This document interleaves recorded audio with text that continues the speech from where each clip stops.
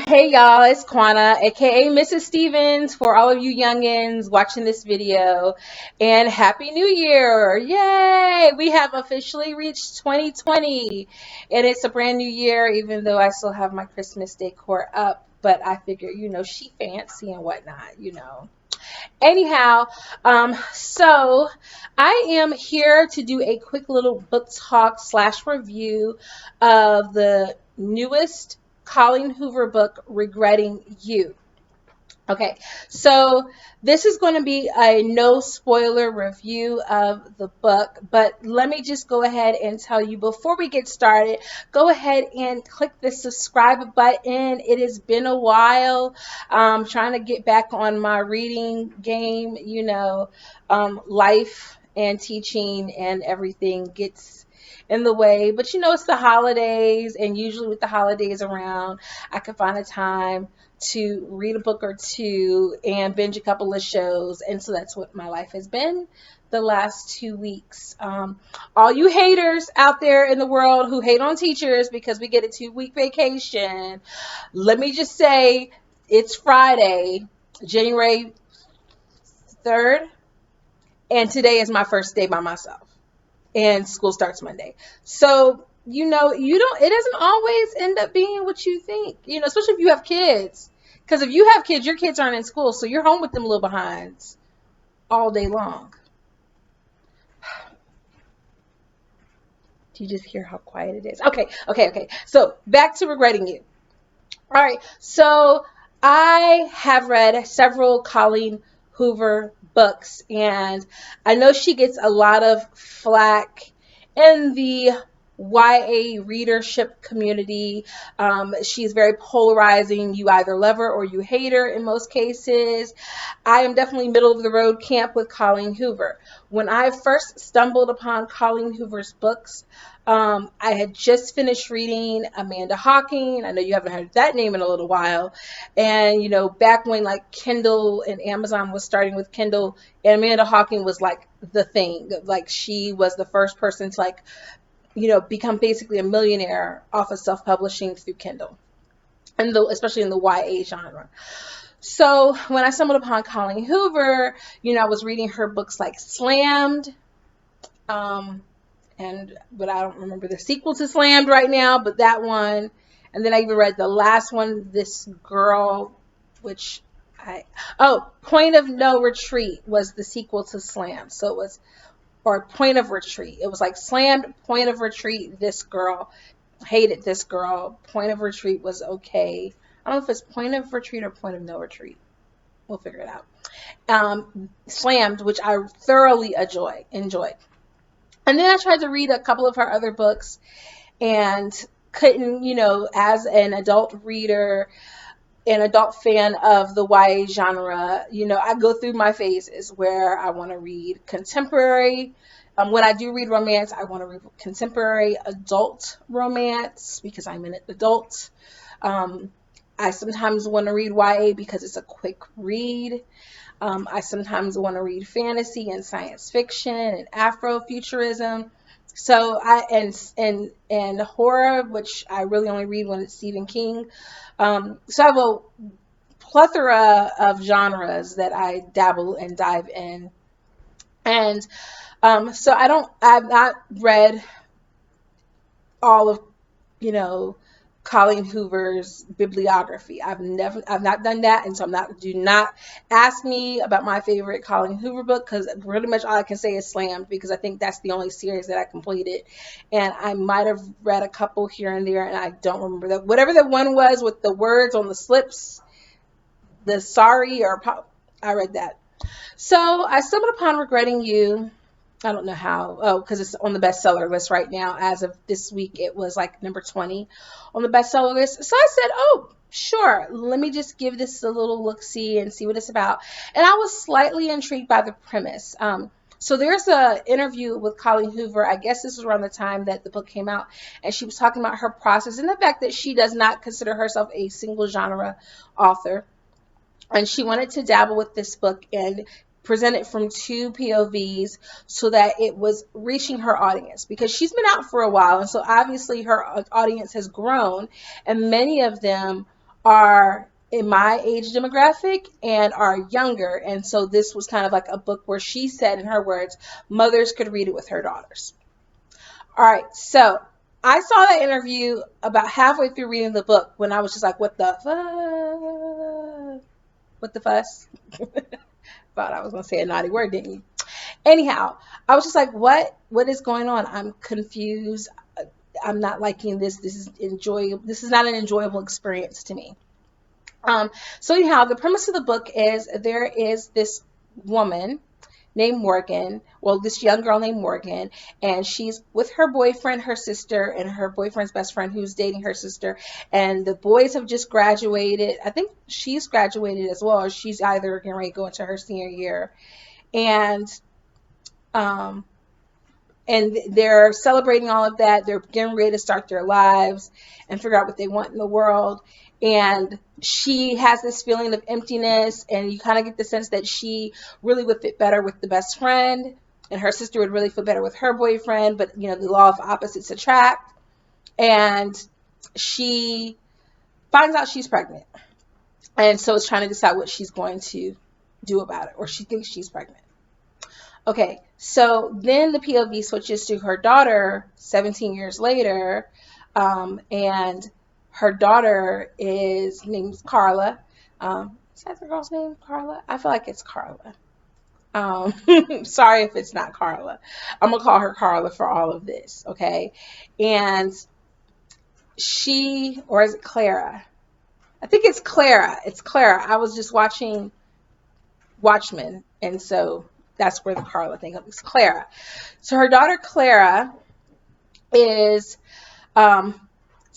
in love with this boy, or in like with this boy who basically does not see her at all. She's non-existent. And she has an opportunity to engage with him, but he's dating someone else, and she does not want to be the other woman for him, but she's really intrigued by him. Tragedy strikes their family, and so we see how these two women deal with tragedy in their lives and budding romances or developing romances over the course of the 5 or 6 months post the tragic event. So that is my non-spoiler summary of the book. Now, I'm going to give my non-spoiler grade for the book. And then if you want to read the book, you go ahead and you stop. You read the book. You bookmark this page in this video, and you come back and you talk to me later. Okay, so I would definitely give this book a C. To me, here in this book, the dual POV does not work. I was very much, and I think because of my age demographic, maybe I was more invested in Morgan's story than in Clara's story. And her mindset was so juvenile, and it was such a turnoff that I was dreading the chapters where she was taking over the POV. I found myself wanting to slap her multiple times throughout the book in ways that I did not want to slap the mom. And that I feel like is a problematic, because now I have two protagonists and I'm only enjoying one of them, and I have little to no sympathy for the other one. The other thing is there are just too many daggone characters with this dual POV to deal with in this book that none of them feel well developed. Perhaps, in my opinion, Morgan is probably the most developed character of all, but none of them feel very fleshed out.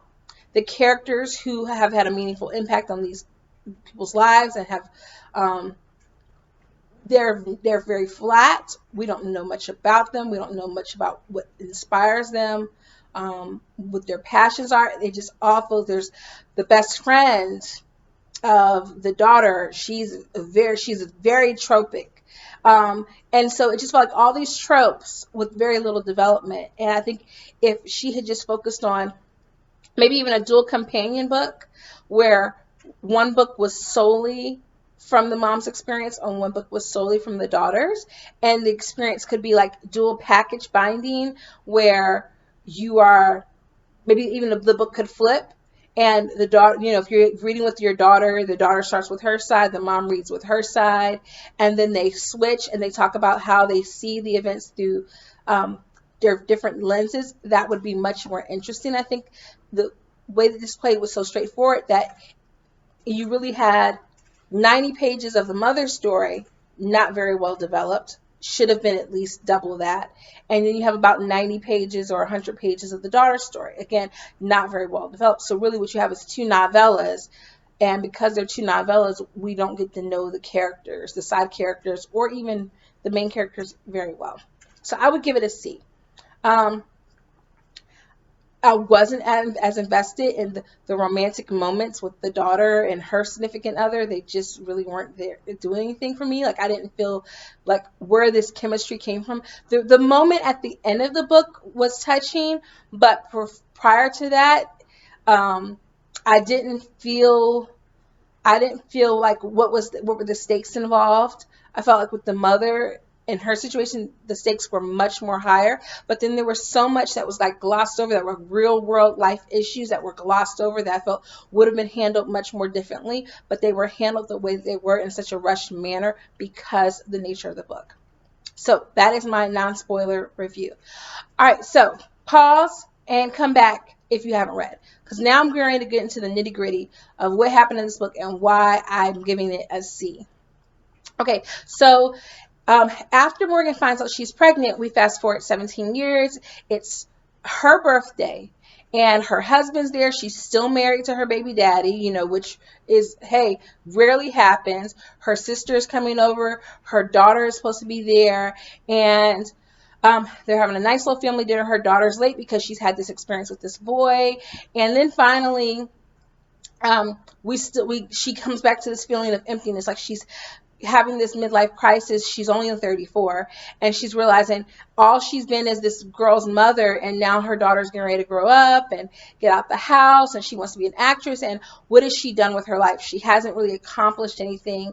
She hasn't really gone to school for anything. She hasn't done anything with her life. And so what's going to happen to her now that her motherhood journey is ending? Okay, very real coming of age as an adult problematic issue here that I thought was very intriguing, like how she could be propelled to have to break out of her comfort shell and to become her own woman. Okay, well, the trope or the problem that propels her is that her husband dies. Again, I don't mind that. I thought that, I would have liked to have seen them together more, because we saw them together as teenagers, in which he was kind of a douche.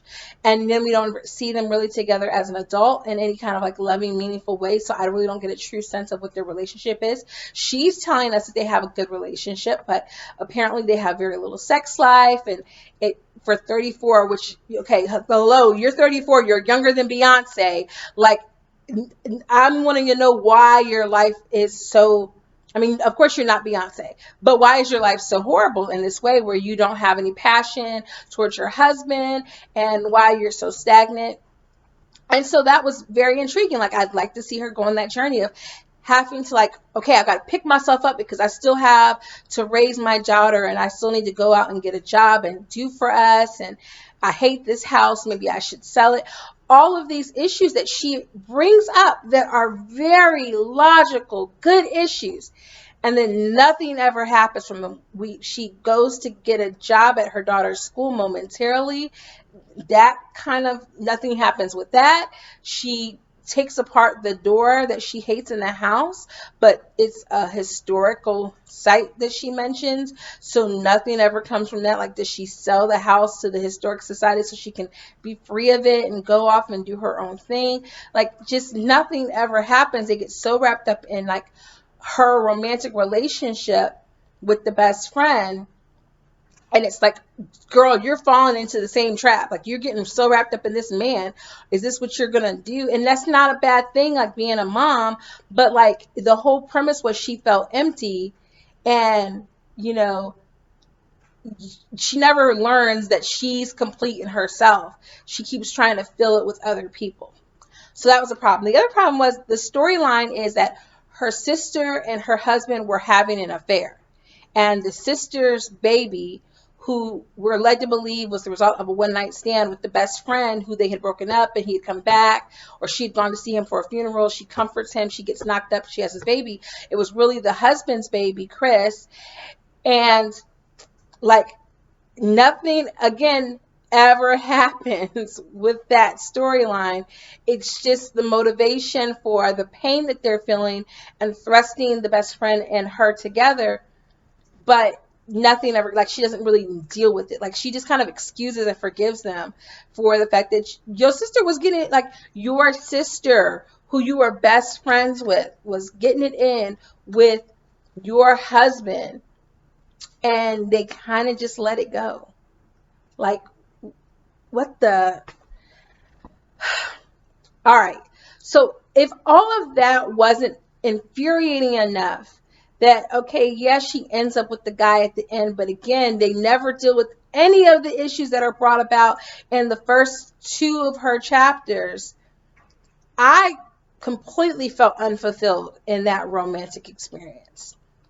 Also, the problem with doing a YA contemporary crossover, no offense, but for the fact that there was literally, if you've ever read Slammed, there's no sex in Slammed. They don't start having sex until Point of Retreat, or whatever the book is called. And that was there were way steamier scenes in that than there were in this book. And I was just like, so what's the point? Like, what's the point of this? It's just a money grab. I'm mad that I spent my however many, $4.99, $8.99, whatever, how much I spent on this book. I want my money back in one sense. Shouldn't have spent my money on it. Then you have Clara's storyline, which, if we got this, first of all, she's this aspiring actress that we never see act. We never find out why she really loves acting. We never see her doing it. Like, I was just like, why am I supposed to, like, at least in Slammed, we saw the characters doing the poetry. We never see her, like, wanting, like, on stage, acting, doing things, being in theater group, hanging out with free theater geeks, none of that. Oh my gosh, this book was just so frustrating. So again, all these characters have these interests, but we never see them engaging in any of them in a meaningful way. It's just like, I'm going to tell you that, hey, I want to be an actress. I'm going to put it on my little wish board, and it's going to happen magically. And I want to go to school for acting.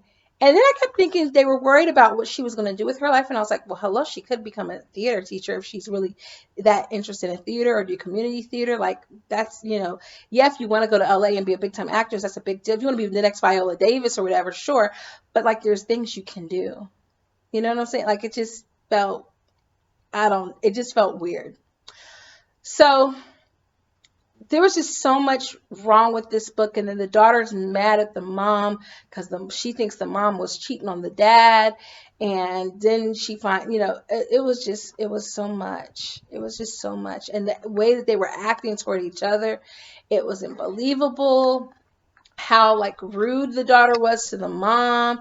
Like, your mom is depressed and you're, like, mad at her for not getting out of bed. And this was not like Katniss and her mom and they're dying of starvation. Like, no, hon, you got a house, you got food in the refrigerator, your mom is in bed crying. Suck it up, go fix a bowl of cereal and go on with, like, and help, do some dishes, fold some clothes. Like, I just can't. Like, I wanted the mom to slap her several times in this book. So yeah, I just didn't find the experience enjoyable. I was a quick read. I pushed through it. There were slight moments. I liked when they set the best friend Lexi up with the friend, and he was the opposite of everything that she typically liked, but he was very funny, and so she found him interesting. But I didn't feel like we knew any of these characters. And then that baby was just like a prop baby. Like, literally at one point they're like, does anybody know where the kid is? What's going on with this kid? So it just felt very forced, very much like a money grab. And it should have been two separate books. So I don't know if I don't ever plan to write a dual personality book, but I definitely think if you're going to do it, your book has to be much larger. You can't do a typical book. Like, I think about the books that I have enjoyed that have had multiple POVs. Um, the Unwind series is one of them, because I really feel like I get to know the characters and what they care about, and they spend enough time establishing the characters early on in more meaningful sequences instead of setting them up against each other, that I really am invested in all of them separately. And this did not happen here. So yeah, I really wanted to know, like, when did the affair start and why? Like, we don't ever get that answer. Like, she rips up the letters. Oh, it was just a big old mess. It just, oh my goodness. So yeah. So again, I am giving Regretting You a C. Um, Definitely, I would not put this on your, like, if you're a Colleen Hoover fan, I'm so sorry. I'm so sorry, hun. But this was just not it. I don't know. I don't know. Maybe I'm tripping. I don't know. If you disagree with me and you think I am tripping, let me know down below in the comments what you thought about the book, if you plan to read the book.